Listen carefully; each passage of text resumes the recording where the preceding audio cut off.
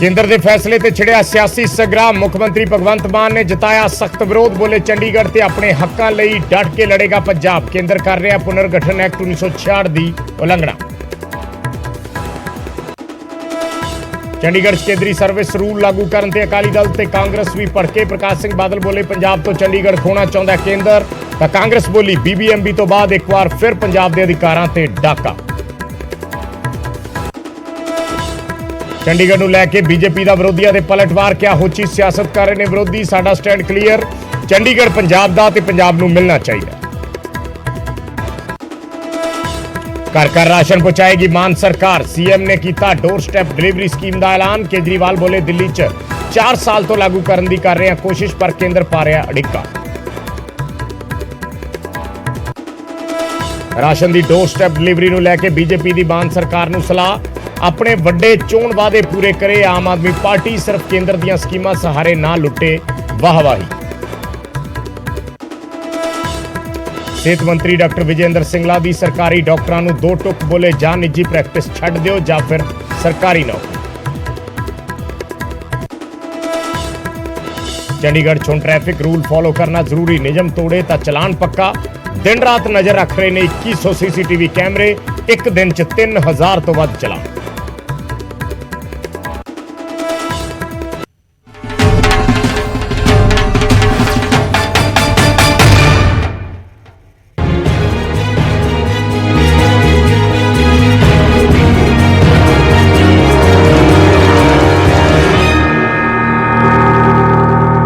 सत श्री अकाल। न्यूज़ 18 पंजाब हरियाणा हिमाचल देख रहे सारे दर्शकों का स्वागत है। मैं हाँ विजयपाल सिंह बराड़। सब तो पहला गल मान सरकार के एक वड्डे फैसले की।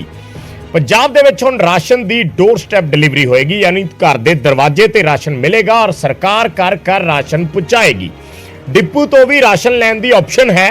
जे कोई जाके डिपू तो राशन लेना चाहता तो उत्थे जाके लै सकता है, पर सरकार ने यह ऐलान कर दिता है। सीएम भगवंत मान ने ऐलान कर दिता है कि राशन की हुण डोर स्टैप डिलीवरी होएगी। कुछ ही दिनों च डोर स्टैप डिलीवरी शुरू हो जाएगी। अफसर पहला फोन करेंगे और फिर राशन पहुंचाएंगे। दरअसल दिल्ली सरकार ने भी यह स्कीम चलाई सी और उत्थे ये स्कीम नहीं चल सकी, यानी आप कह रही है कि उत्थे केंद्र सरकार ने यह स्कीम नहीं चलन दी। पर नाल दी नाल सरकार का फोकस ये है, भगवंत मान कह रहे हैं कि साफ सुथरा राशन सब नूं मिले। इसनूं असीं अश्योर करांगे, इसनूं लोगों के घरों तक पहुंचावांगे। डोर स्टैप ते उन्हां नूं डिलीवरी मिलेगी राशन दी और डिपूआं ते लाइनां दे विच नहीं लगना पिया करेगा। अज मैं तुहाडे सामने ये गल कहण लई आया कि तुहाडी अपनी चुनी हुई सरकार आम आदमी पार्टी सरकार ने फैसला किया है कि असीं हुण तुहाडे घर तक राशन पहुंचावांगे। Doorstep delivery of ration, यानी कि घर तक राशन पहुँचाने की स्कीम शुरू करन जा रहे हैं। वधिया साफ बोरियां च साफ खाणयोग आटा जां कणक जां दाल वो तुहाडे घरें पहुँच जूगी और तुहानूं दिहाड़ी छड्डण की लोड़ नहीं पैनी, तुहानूं किसी लाइन च लगण की लोड़ नहीं पैनी।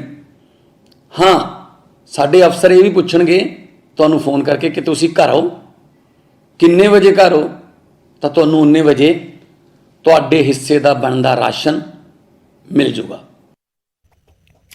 राशन स्कीम नूं लैके अरविंद केजरीवाल ने जिथे मान सरकार के फैसले नूं लोकां लई अहम दस्सिया, उत्थे ही केंद्र ते भी निशाने लाए। केजरीवाल ने कहा कि दिल्ली इस स्कीम दी स्कीम दे विच केंद्र 4 साल तो अड़िक्का बनी हुई है। के मुख्यमंत्री भगवंत मान जी ने आज बहुत शानदार ऐलान किया इस देश के गरीबों के लिए, पंजाब के गरीबों के लिए, और मैं समझता हूं कि पूरे देश पे आने वाले समय में इसका असर पड़ेगा।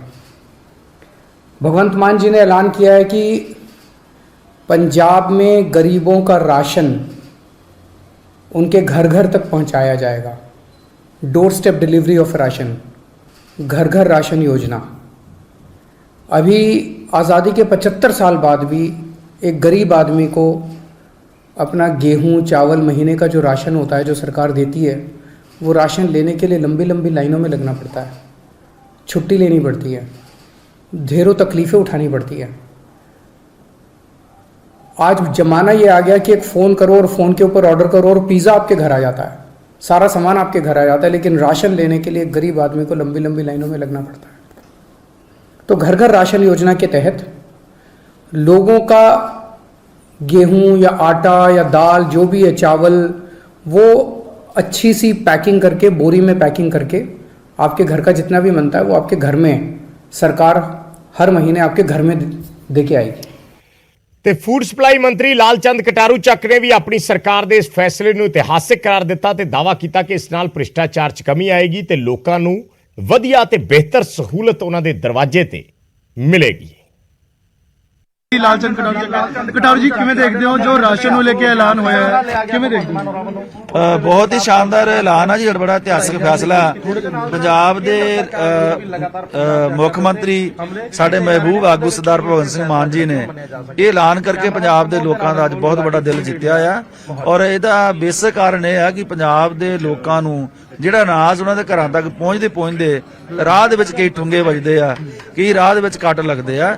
ਇਹ ਜੋ ਅਨਾਜ ਸਰਕਾਰ ਭੇਜਦੀ ਆ ਉਹ ਉਹਦੇ ਘਰਾਂ 'ਚ ਉਹਨਾਂ ਦੇ ਚੁੱਲ੍ਹਿਆਂ ਚੌਂਕਾਂ 'ਚ ਜਾਏਗਾ ਤੇ ਬਹੁਤ ਵੱਡਾ ਇਤਿਹਾਸਕ ਫੈਸਲਾ ਹੈ। ਔਰ ਮੈਂ ਇਹਦਾ ਦਿਲ ਦੀ ਗਹਿਰਾਈਆਂ ਤੋਂ ਵੈਲਕਮ ਕਰਦਾ। ਕਿਵੇਂ ਹੋਏਗਾ ਕਿ ਸਹੀ ਰਾਸ਼ਨ ਸਹੀ ਬੰਦੇ ਦੇ ਘਰ ਪਹੁੰਚੇ ਜਿਹਨੂੰ ਲੋੜ ਹੈ? ਡਾਟਾ ਤਾਂ ਸਾਰਾ ਸਾਡੇ ਕੋਲ ਪਿਆ ਜੀ, ਡਾਟੇ ਦਾ ਤਾਂ ਪ੍ਰੋਬਲਮ ਨਹੀਂ। ਮੇਰਾ ਸਿਰਫ ਕਹਿਣ ਤੋਂ ਭਾਵ ਇਹ ਹੈ ਵੀ ਸਾਨੂੰ ਜਿੰਨੇ ਵੀ ਲੋੜਵੰਦ ਨੇ ਜਿਹੜੇ ਕਾਰਡ ਨੇ ਸਾਡੇ ਕੋਲ ਉਹ ਸਾਰੇ ਸਾਡੇ ਕੋਲ ਕੰਸੀਡਰ ਆ। ਬੇਸਿਕਲੀ ਇਹ ਆ ਕਿ ਰਾਜਨੀਤਿਕ ਇੱਛਾ ਸ਼ਕਤੀ ਦੀ ਜਿਹੜੀ ਸਰਕਾਰਾਂ ਦੇ ਕੋਲ ਘਾਟ ਹੁੰਦੀ ਆ, ਉੱਥੇ ਆ ਕੇ ਫਿਰ ਸਕੀਮਾਂ ਦਮ ਤੋੜ ਜਾਂਦੀਆਂ ਆ। ਇਹ ਸਰਕਾਰ ਦੇ ਅੰਦਰ ਰਾਜਨੀਤਿਕ ਇੱਛਾ ਸ਼ਕਤੀ ਆ। ਅਸੀਂ ਜੋ ਤੈਅ ਕੀਤਾ ਆ ਉਹਦੇ ਉੱਤੇ ਮਤਲਬ ਜਿਹੜਾ ਆ ਉਹ ਕੰਮ ਕਰਾਂਗੇ। ਔਰ ਤੁਸੀਂ ਦੇਖੋ ਵੀ ਗਰੀਬ ਲੋਕ ਕਈ ਘੰਟੇ ਲਾਈਨਾਂ 'ਚ ਲੱਗਦੇ ਆ, ਦਿਹਾੜੀਆਂ ਤੋੜਦੇ ਆ ਵਿਚਾਰੇ। ਜਿੰਨਾ ਰਾਸ਼ਨ ਉਹਨਾਂ ਨੂੰ ਮਿਲਦਾ ਆ ਉਹਦੇ ਨਾਲ ਜ਼ਿਆਦਾ ਉਹਨਾਂ ਦਾ ਨੁਕਸਾਨ ਹੋ ਜਾਂਦਾ, ਬਸ ਸਿੱਧਾ ਉਹਨਾਂ ਦੇ ਘਰੇ ਜਾਊਗਾ। ਇਹ ਬਹੁਤ ਵੱਡਾ ਪ੍ਰੋਸੈਸ। ਤੇ ਘਰ ਘਰ ਰਾਸ਼ਨ ਸਕੀਮ ਤੇ ਸਿਆਸਤ ਵੀ ਸ਼ੁਰੂ ਹੋ ਗਈ ਹੈ। ਬੀਜੇਪੀ ਨੇ ਮਾਨ ਸਰਕਾਰ ਦੇ ਐਲਾਨ ਤੇ ਸਵਾਲ ਚੱਕੇ ਨੇ ਕਿ ਕੇਂਦਰ ਦੀਆਂ ਸਕੀਮਾਂ ਦੇ ਨਾਲ ਵਾਹਵਾਹੀ ਲੁੱਟੀ ਜਾ ਰਹੀ ਹੈ। ਬੀਜੇਪੀ ਕਹਿ ਰਹੀ ਹੈ ਕਿ ਪਹਿਲਾਂ ਆਮ ਆਦਮੀ ਪਾਰਟੀ ਆਪਣੇ ਵਾਅਦਿਆਂ ਨੂੰ ਪੂਰਾ ਕਰੇ ਔਰ ਕੇਂਦਰ ਦੀਆਂ ਸਕੀਮਾਂ ਦੇ ਸਿਰ ਤੇ ਵਾਹਵਾਹੀ ਲੁੱਟਣੀ ਬੰਦ ਕਰੇ। ਦੇਖੋ, ਬੜੀ ਅੱਛਾ ਉਪਰਾਲਾ ਹੈ ਪੰਜਾਬ ਸਰਕਾਰ ਦਾ ਕਿ ਕੇਂਦਰ ਸਰਕਾਰ ਵੱਲੋਂ, ਮੋਦੀ ਸਰਕਾਰ ਵੱਲੋਂ ਜਿਹੜਾ ਰਾਸ਼ਨ ਪੰਜਾਬ ਦੇ ਗਰੀਬ ਲੋਕਾਂ ਵਾਸਤੇ ਫ੍ਰੀ ਭੇਜਿਆ ਜਾ ਰਿਹਾ ਹੈ, ਉਹਨੂੰ ਘਰ ਘਰ ਪਹੁੰਚਾਉਣ ਦਾ ਨਿਰਣੈ ਭਗਵੰਤ ਮਾਨ ਜੀ ਨੇ ਕੀਤਾ ਹੈ। ਮੈਂ ਇਹਦੀ ਸਰਾਹਨਾ ਕਰਦਾ। ਪਰ ਪਿਛਲੀਆਂ ਸਰਕਾਰਾਂ ਨੇ ਤਾਂ ਇਹ ਰਾਸ਼ਨ ਆਮ ਗਰੀਬ ਲੋਕਾਂ ਤੱਕ ਪਹੁੰਚਾਇਆ ਹੀ ਨਹੀਂ। ਸੋ ਮੇਰੀ ਇਹ ਪੰਜਾਬ ਸਰਕਾਰ ਨੂੰ ਬੇਨਤੀ ਹੈ ਕਿ ਉਹ ਸਭ ਤੋਂ ਪਹਿਲਾਂ ਇਹ ਉਪਰਾਲਾ ਕਰਨ ਕਿ ਇਹ ਰਾਸ਼ਨ ਗਰੀਬਾਂ ਤੱਕ ਪਹੁੰਚੇ। ਔਰ ਦੂਸਰੀ ਗੱਲ ਇਹ ਹੈ ਕਿ ਭਗਵੰਤ ਮਾਨ ਸਾਹਿਬ ਜਿਹੜੇ ਤੁਸੀਂ ਲੋਕਾਂ ਨਾਲ ਵਾਅਦੇ ਕੀਤੇ ਸੀ ਉਹਨਾਂ ਦੀ ਸ਼ੁਰੂਆਤ ਕਰੋ। ਪਹਿਲਾਂ ਤੁਸੀਂ ਕੇਵਲ ਕੇਂਦਰ ਸਰਕਾਰ ਦੀਆਂ ਸਕੀਮਾਂ ਦੇ ਉੱਪਰ ਵਾਹਵਾਹੀ ਲੁੱਟਣ ਦੀ ਕੋਸ਼ਿਸ਼ ਨਾ ਕਰੋ ਔਰ ਸੁਨਿਸ਼ਚਿਤ ਕਰੋ ਕਿ ਇਹ ਜਿਹੜਾ ਕੇਂਦਰ ਸਰਕਾਰ ਵੱਲੋਂ ਰਾਸ਼ਨ ਭੇਜਿਆ ਜਾ ਰਿਹਾ ਉਹ ਗਰੀਬ ਲੋਕਾਂ ਤੱਕ ਪਹੁੰਚ। ਪਹਿਲੀ ਗੱਲ ਤਾਂ ਰਾਸ਼ਨ ਮਿਲਣਾ ਚਾਹੀਦਾ ਜ਼ਰੂਰ, ਕੇਂਦਰ ਸਰਕਾਰ ਦੀ ਤਰਫੋਂ, ਔਰ ਮੋਦੀ ਜੀ ਨੇ ਇਸ ਸਕੀਮ ਨੂੰ ਹੋਰ ਐਕਸਟੈਂਡ ਕਰਤਾ। ਉਹਨਾਂ ਦਾ ਬਹੁਤ ਬਹੁਤ ਧੰਨਵਾਦ ਭਾਰਤ ਸਰਕਾਰ ਦਾ ਵੀ। ਔਰ ਮੁੱਖ ਮੰਤਰੀ ਜੀ ਨੂੰ ਇਹ ਦੇਖਣਾ ਚਾਹੀਦਾ ਪਿਛਲੀ ਸਰਕਾਰ ਨੇ ਜੋ ਰਾਸ਼ਨ ਕੇਂਦਰ ਦੀ ਤਰਫੋਂ ਆਇਆ, ਮੋਦੀ ਜੀ ਦੀ ਸਰਕਾਰ ਨੇ ਭੇਜਿਆ, ਉਹਦੀ ਵੀ ਡਿਲੀਵਰੀ ਠੀਕ ਨਹੀਂ ਹੋਈ ਔਰ ਵਿਧਾਇਕ ਉਹਦੇ 'ਚ ਬਹੁਤ ਬੇਈਮਾਨੀ ਕਰ ਗਏ। ਉਹ ਨਾ ਹੋਵੇ, ਗਰੀਬਾਂ ਨੂੰ ਪੂਰਾ ਰਾਸ਼ਨ ਮਿਲੇ। ਇਸ ਦਾ ਸੁਨਿਸ਼ਚਿਤ ਕਰਨਾ ਰਾਜ ਸਰਕਾਰ ਦਾ ਕੰਮ ਹੁੰਦਾ, ਉਹ ਇਹਨਾਂ ਦਾ ਕੰਮ। ਇਹ ਡੋਰ ਸਟੈਪ ਡਿਲੀਵਰੀ ਦਿੰਦੇ ਆ ਜਾਂ ਲੋਕ ਆ ਕੇ ਲੈ ਜਾਂਦੇ ਆ, ਪਹਿਲਾਂ ਵੀ ਲੈਂਦੇ ਹੀ ਆ। ਇਹ ਕੋਈ ਖਾਸ ਗੱਲ ਨਹੀਂ ਹੈ ਔਰ ਸਾਨੂੰ ਇਹਦੇ 'ਚ ਜ਼ਿਆਦਾ ਨਾਟਕਬਾਜ਼ੀ 'ਚ ਨਹੀਂ ਪੈਣਾ ਚਾਹੀਦਾ, ਪ੍ਰੈਕਟੀਕਲ ਕੰਮ ਕਰਨਾ ਚਾਹੀਦਾ। ਤੇ ਸਰਕਾਰ ਦੀ ਘਰ ਘਰ ਵਾਲੀ ਡਿਲੀਵਰੀ ਕਰਨ ਦੀ ਰਾਸ਼ਨ ਸਕੀਮ ਤੇ ਲੋਕਾਂ ਦਾ ਕੀ ਕਹਿਣਾ, ਤੁਹਾਨੂੰ ਉਹ ਵੀ ਸੁਣਾ ਦਿੰਦੇ ਹਾਂ। ਕਦਮ ਤੇ ਸ਼ਲਾਘਾਯੋਗ ਹੈ। ਇਹਨੂੰ ਨੇਤਰੇ ਚੜਾਉਣਾ ਪੰਜਾਬ ਸਰਕਾਰ ਦਾ ਕੰਮ ਹੈ ਕਿ ਇਹਨੂੰ ਕਿਸ ਤਰ੍ਹਾਂ ਨੇਤਰੇ ਚੜਾਉਣਾ, ਘਰ ਘਰ 'ਚ ਦੇਣਾ ਰਾਸ਼ਨ। ਤੇ ਬਹੁਤ ਵਧੀਆ ਕੰਮ ਹੈ ਔਰ ਲੋਕਾਂ ਨੂੰ ਸਸਤਾ ਨਾਲ ਵਧੀਆ ਕੁਆਲਿਟੀ ਨਾਲ ਕੋਈ ਕੰਪਰੋਮਾਈਜ਼ ਨਾ ਹੋਵੇ, ਕੁਆਲਿਟੀ ਸਹੀ ਦੇਣ ਔਰ ਰਾਸ਼ਨ ਘਰ ਘਰ ਜਿਹਨੂੰ ਮਿਲੇਗਾ। ਇਹ ਪੰਜਾਬ ਸਰਕਾਰ ਦੀ ਵਾਹ ਹੀ ਹੋਏਗੀ। ਪੰਜਾਬ ਸਰਕਾਰ ਵੱਲੋਂ ਜਿਹੜਾ ਰਾਸ਼ਨ ਦਾ ਉਪਰਾਲਾ ਕੀਤਾ ਆ ਬਹੁਤ ਵਧੀਆ ਕੀਤਾ। ਰਾਸ਼ਨ ਤਾਂ ਪਹਿਲੀਆਂ ਸਰਕਾਰਾਂ ਵੀ ਵੰਡਦੀਆਂ ਸੀ ਪਰ ਉਹ ਡੋਰ ਟੂ ਡੋਰ ਵੰਡਣ ਵੱਲੋਂ ਨਹੀਂ ਉਹਨਾਂ ਨੇ ਕਦੀ ਕੀਤਾ ਇਹ ਕੰਮ। ਉਹ ਸਿੱਧਾ ਡੀਪੂਆਂ ਤੋਂ ਚੁੱਕਣਾ ਪੈਂਦਾ ਸੀ। ਪਰ ਜਿਹੜਾ ਆ ਸਰਕਾਰ ਭਗਵੰਤ ਮਾਨ ਸਾਹਿਬ ਕੇਜਰੀਵਾਲ ਸਾਹਿਬ ਨੇ ਜਿਹੜਾ ਉਪਰਾਲਾ ਕੀਤਾ ਆ, ਇੱਕ ਬਹੁਤ ਵੱਡੀ ਇੱਕ ਕੀ ਖੁਸ਼ਖਬਰੀ ਵਾਲੀ ਗੱਲ ਆ ਕਿ ਜੋ ਇਹਨਾਂ ਨੇ ਉਪਰਾਲਾ ਕੀਤਾ ਆ ਕਿ ਜਿਹੜੇ ਪੰਜਾਬ ਸਰਕਾਰ ਨੇ ਜੋ ਯੋਜਨਾ ਪਾਸ ਕੀਤੀ ਹੈ ਬਹੁਤ ਵਧੀਆ ਕੀਤੀ। ਘਰ ਘਰ 'ਚ ਰਾਸ਼ਨ ਦੇਣਗੇ ਸਸਤਾ। ਜਿਹੜਾ ਸਾਨੂੰ ਡਿਪੂਆਂ 'ਤੇ ਜਾਣਾ ਪੈਂਦਾ ਸੀ, ਉਹਦਾ ਲੈਣਾ ਲਾ ਕੇ ਹਾਰ ਕੇ ਵਾਪਸ ਆ ਜਾਣਾ, ਰਾਸ਼ਨ ਨਹੀਂ ਮਿਲਦਾ। ਹੁਣ ਦੁਕਾਨਦਾਰ ਵੀ ਇੰਨੇ ਲੁੱਟ ਪਾਈ ਦੇ, ਦੁਕਾਨ ਜਿਹੜਾ ਮਾਰਾ ਬੰਦਾ ਨਹੀਂ ਲੈ ਸਕਦਾ। ਹੁਣ ਸਰਕਾਰ ਨੇ ਬਹੁਤ ਵਧੀਆ ਸਾਡੇ ਵਾਸਤੇ ਕੰਮ ਕਰ ਰਿਹਾ ਕਿ ਹਰ ਘਰ ਰਾਸ਼ਨ ਥੋਕ ਰੇਟ 'ਤੇ ਮਿਲੇ।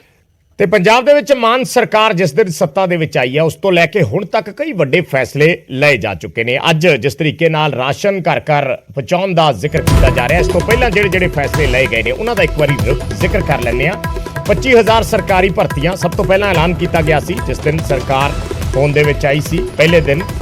ਫਿਰ ਇੱਕ ਵਿਧਾਇਕ ਇੱਕ ਪੈਨਸ਼ਨ ਜਿਹੜੀ ਯੋਜਨਾ ਹੈ ਉਸ ਦਾ ਐਲਾਨ ਕੀਤਾ ਗਿਆ ਕਿ ਇੱਕ ਵਿਧਾਇਕ ਨੂੰ ਸਿਰਫ ਇੱਕ ਹੀ ਪੈਨਸ਼ਨ ਮਿਲੇਗੀ। ਜਿਹੜੇ ਸਾਬਕਾ ਵਿਧਾਇਕ ਨੇ ਪਹਿਲਾਂ ਉਹਨਾਂ ਨੂੰ ਹਰ ਟਰਮ ਦੀ ਪੈਨਸ਼ਨ ਜਿਹੜੀ ਆ ਵਿੱਚ ਜੁੜ ਜਾਂਦੀ ਸੀ ਔਰ ਉਨੀਆਂ ਪੈਨਸ਼ਨਾਂ ਮਿਲਦੀਆਂ ਸੀ ਜਿੰਨੀ ਵਾਰ ਉਹ ਵਿਧਾਇਕ ਬਣੇ ਨੇ, ਪਰ ਹੁਣ ਇੱਕ ਵਿਧਾਇਕ ਇੱਕ ਪੈਨਸ਼ਨ। ਭ੍ਰਿਸ਼ਟਾਚਾਰ ਦੇ ਖਿਲਾਫ ਐਕਸ਼ਨ ਲਾਈਨ ਇੱਕ ਨੰਬਰ ਦਿੱਤਾ ਗਿਆ, WhatsApp ਨੰਬਰ, ਉੱਥੇ ਕੋਈ ਵੀ ਵੀਡੀਓ ਬਣਾ ਕੇ ਭੇਜ ਸਕਦਾ ਹੈ, ਉਸ ਨੂੰ ਐਨਾਲਿਸਿਸ ਕੀਤਾ ਜਾਂਦਾ ਔਰ ਫਿਰ ਉਸ ਤੇ ਕਾਰਵਾਈ। 35,000 ਮੁਲਾਜ਼ਮਾਂ ਨੂੰ ਪੱਕੇ ਕਰਨ ਦਾ ਐਲਾਨ ਕੀਤਾ ਗਿਆ। ਜਿਹੜੇ ਕੱਚੇ ਮੁਲਾਜ਼ਮ ਨੇ ਵੱਖ-ਵੱਖ ਮਹਿਕਮਿਆਂ ਦੇ ਵਿੱਚ ਉਹਨਾਂ ਨੂੰ ਪੱਕੇ ਕਰਨ ਦਾ ਐਲਾਨ ਕੀਤਾ ਗਿਆ ਕਿ ਅਗਲੇ ਸੈਸ਼ਨ ਤੱਕ ਇਸ ਤੇ ਬਿੱਲ ਲਿਆਂਦਾ ਜਾਏਗਾ। ਕਿਸਾਨਾਂ ਨੂੰ ਗਿਰਦਾਵਰੀ ਤੋਂ ਪਹਿਲਾਂ ਮੁਆਵਜ਼ਾ ਦਿੱਤਾ ਗਿਆ। ਜਿਹੜਾ ਮੁਆਵਜ਼ਾ ਰੁਕਿਆ ਹੋਇਆ ਸੀ ਗੁਲਾਬੀ ਸੁੰਡੀ ਦਾ ਨੇ ਨੁਕਸਾਨ ਕੀਤਾ ਸੀ ਨਰਮੇ ਦੀ ਫਸਲ ਦਾ, ਉਸ ਦੇ ਸੰਦਰਭ ਦੇ ਵਿੱਚ। ਇਸ ਤੋਂ ਇਲਾਵਾ ਵਿਧਾਨ ਸਭਾ ਸੈਸ਼ਨ ਜਿਹੜਾ ਹੈ ਉਸ ਦਾ ਲਾਈਵ ਟੈਲੀਕਾਸਟ ਦਾ ਐਲਾਨ ਕੀਤਾ ਗਿਆ ਕਿ ਜਿੰਨੀਆਂ ਵੀ ਵਿਧਾਨ ਸਭਾ ਦੀਆਂ ਬੈਠਕਾਂ ਹੋਣਗੀਆਂ ਉਹਨਾਂ ਦਾ ਸਾਰਾ ਲਾਈਵ ਟੈਲੀਕਾਸਟ ਹੋਏਗਾ ਤਾਂ ਕਿ ਲੋਕਾਂ ਨੂੰ ਪਤਾ ਚੱਲ ਸਕੇ। ਸੋ ਇਹ ਐਲਾਨ ਜਿਹੜੇ ਨੇ ਉਹ ਕੀਤੇ ਗਏ ਨੇ। ਸ਼ਹੀਦ ਭਗਤ ਸਿੰਘ ਦੇ ਸ਼ਹੀਦੀ ਦਿਵਸ ਤੇ ਸੂਬਾ ਪੱਧਰੀ ਛੁੱਟੀ ਦਾ ਐਲਾਨ ਵੀ ਮਾਨ ਸਰਕਾਰ ਵੱਲੋਂ ਕੀਤਾ ਗਿਆ।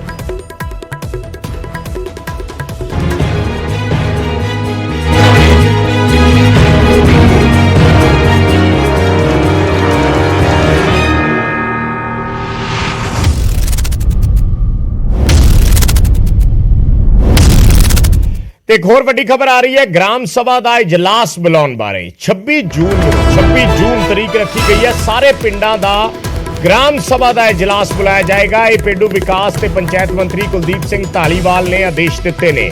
ਉਹਨਾਂ ਨੇ ਕਿਹਾ ਹੈ ਕਿ ਭ੍ਰਿਸ਼ਟਾਚਾਰ ਬਿਲਕੁਲ ਵੀ ਬਰਦਾਸ਼ਤ ਨਹੀਂ ਹੋਏਗਾ ਔਰ ਪਿੰਡਾਂ ਦੇ ਵਿਕਾਸ ਦੇ ਵਿੱਚ ਕਿਸੇ ਵੀ ਅਫਸਰ ਦੀ ਹਿੱਸੇਦਾਰੀ ਬਰਦਾਸ਼ਤ ਨਹੀਂ ਕੀਤੀ ਜਾਏਗੀ। ਸੋ ਗ੍ਰਾਮ ਸਭਾ ਦਾ ਇਜਲਾਸ ਬੁਲਾਉਣ ਦੀ ਗੱਲ ਕਹੀ ਗਈ ਹੈ ਆਮ ਆਦਮੀ ਪਾਰਟੀ ਵੱਲੋਂ। ਔਰ ਪੰਜਾਬ ਦੇ ਜਿਹੜੇ ਪੰਚਾਇਤ ਮੰਤਰੀ ਨੇ, ਪੇਂਡੂ ਵਿਕਾਸ ਤੇ ਪੰਚਾਇਤ ਮੰਤਰੀ, ਉਹਨਾਂ ਨੇ ਕਿਹਾ ਹੈ ਕਿ ਗ੍ਰਾਮ ਸਭਾ ਦਾ ਇਜਲਾਸ, ਸਾਰੇ ਪਿੰਡਾਂ ਦੀਆਂ ਗ੍ਰਾਮ ਸਭਾ ਦਾ ਇੱਕ ਇਜਲਾਸ ਬੁਲਾਇਆ ਜਾਣਾ ਹੈ। ਗ੍ਰਾਮ ਸਭਾ ਆਪਣੇ ਆਪ 'ਚ ਬਹੁਤ ਮਹੱਤਵਪੂਰਨ ਹੁੰਦੀ ਹੈ, ਪਰ ਗ੍ਰਾਮ ਸਭਾ ਦੇ ਕੋਲ ਉਹ ਪਾਵਰਾਂ ਫਿਲਹਾਲ ਪਿਛਲੇ ਸਾਲਾਂ ਦੇ ਵਿੱਚ ਦੇਖਣ ਨੂੰ ਨਹੀਂ ਮਿਲੀਆਂ ਜਿਹੜੀਆਂ ਪਾਵਰਾਂ ਗ੍ਰਾਮ ਸਭਾ ਨੂੰ ਆਮ ਤੌਰ ਤੇ ਦਿੱਤੀਆਂ ਜਾਂਦੀਆਂ ਪਿੰਡ ਦੇ ਫੈਸਲਿਆਂ ਦੇ ਮੱਦੇਨਜ਼ਰ, ਕਿਉਂਕਿ ਪੰਚਾਇਤ ਪਿੰਡ ਦੇ ਵਿੱਚ ਕੰਮ ਕਰਦੀ ਹੈ ਔਰ ਪੰਚਾਇਤ ਦੇ ਫੈਸਲੇ ਹੀ ਮੁੱਖ ਹੁੰਦੇ ਨੇ। ਐਸੇ ਵਿੱਚ ਗ੍ਰਾਮ ਸਭਾ ਨੂੰ ਜਿਹੜੀ ਸੰਵਿਧਾਨ ਦੀ 25ਵੀਂ ਸੋਧ ਹੈ ਉਸ ਦੇ ਮੁਤਾਬਕ ਗ੍ਰਾਮ ਸਭਾ ਨੂੰ ਜੋ ਪਾਵਰਾਂ ਦਿੱਤੀਆਂ ਗਈਆਂ ਸੀ ਉਹਨਾਂ ਪਾਵਰਾਂ ਨੂੰ ਅਮਲ ਦੇ ਵਿੱਚ ਨਹੀਂ ਲਿਆਂਦਾ ਗਿਆ। ਕਾਗਜ਼ਾਂ ਦੇ ਵਿੱਚ ਤੇ ਪਾਵਰਾਂ ਹੈ ਨੇ ਗ੍ਰਾਮ ਸਭਾ ਦੇ ਕੋਲ, ਪਰ ਉਹਨਾਂ ਨੂੰ ਅਮਲ ਦੇ ਵਿੱਚ ਨਹੀਂ ਲਿਆਂਦਾ ਗਿਆ। ਔਰ ਹੁਣ ਜਿਹੜੇ ਪੇਂਡੂ ਵਿਕਾਸ ਤੇ ਪੰਚਾਇਤ ਮੰਤਰੀ ਨੇ ਉਹਨਾਂ ਨੇ 26 ਜੂਨ ਨੂੰ ਸਾਰੇ ਪਿੰਡਾਂ ਦੀਆਂ ਗ੍ਰਾਮ ਸਭਾਵਾਂ ਦਾ ਇਜਲਾਸ ਬੁਲਾਉਣ ਦਾ ਐਲਾਨ ਕੀਤਾ।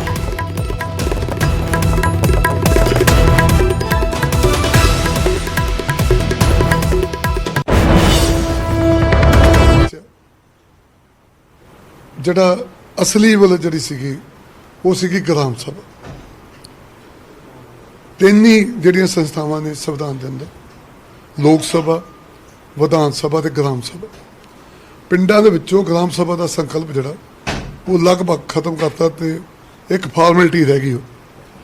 ਸਾਲ ਦੇ ਵਿੱਚ 4 ਵਾਰ ਗ੍ਰਾਮ ਸਭਾ ਦਾ ਇਜਲਾਸ ਹੋਣਾ ਬਹੁਤ ਜ਼ਰੂਰੀ ਹੈ। ਉਹਦਾ ਫਾਇਦਾ ਇਹ ਹੈ ਕਿ ਸਰਪੰਚ ਆਪ ਉਦਾਸ਼ਾਹੀ ਨਹੀਂ ਕਰਦਾ, ਪਿੰਡ ਦੇ ਲੋਕ ਖੁਦ ਡਿਸਾਈਡ ਕਰਦੇ ਆ ਕਿ ਅਸੀਂ ਪਿੰਡ ਲਈ ਕਿੱਦਾਂ ਦਾ ਵਿਕਾਸ ਕਰਨਾ। ਅਸੀਂ 26 ਜੂਨ ਨੂੰ ਅੱਜ ਅਸੀਂ ਫੈਸਲਾ ਕੀਤਾ ਕਿ ਸਾਰੇ ਪੰਜਾਬ ਦੇ ਵਿੱਚ 12,500 ਤੋਂ ਉੱਪਰ ਪਿੰਡ ਨੇ, ਜਿੰਨੀਆਂ ਸਾਡੀਆਂ ਗ੍ਰਾਮ ਪੰਚਾਇਤਾਂ ਨੇ, ਸਾਰਿਆਂ ਦੇ ਵਿੱਚ ਜਿਹੜਾ ਉਹ ਗ੍ਰਾਮ ਸਭਾ ਹੋਊਗੀ। ਤੇ ਕਾਂਗਰਸ ਐਮਪੀ ਡਾਕਟਰ ਅਮਰ ਸਿੰਘ ਨੇ ਸੰਸਦ 'ਚ ਫਤਿਹਗੜ੍ਹ ਸਾਹਿਬ ਦੇ ਲਈ ਟ੍ਰੇਨਾਂ ਮੁੜ ਸ਼ੁਰੂ ਕਰਨ ਦੀ ਮੰਗ ਕੀਤੀ ਹੈ ਤੇ ਕਿਹਾ ਕਿ ਵਾਰ-ਵਾਰ ਮੁੱਦਾ ਚੱਕਣ ਦੇ ਬਾਵਜੂਦ ਵੀ ਟ੍ਰੇਨਾਂ ਮੁੜ ਚਾਲੂ ਨਹੀਂ ਹੋਈਆਂ। कि मैं फतेहगढ़ साहब का एमपी हूं। फतेहगढ़ साहब अमृतसर के बाद सेकंड इंपॉर्टेंट सिखों का प्लेस है, जहां हमारे 10th गुरु गुरु गोविंद सिंह जी के छोटे साहिबजादों को औरंगजेब के जमाने में जिंदा चिन्ह दिया गया था। वहां 25, 26, 27 दिसंबर को अभी भी 50 लाख से 1 करोड़ आदमी 316-17 साल बाद भी आके श्रद्धांजलि देने आते हैं और रोते हैं वहां बैठ के। 3 दिन खाना नहीं बनता।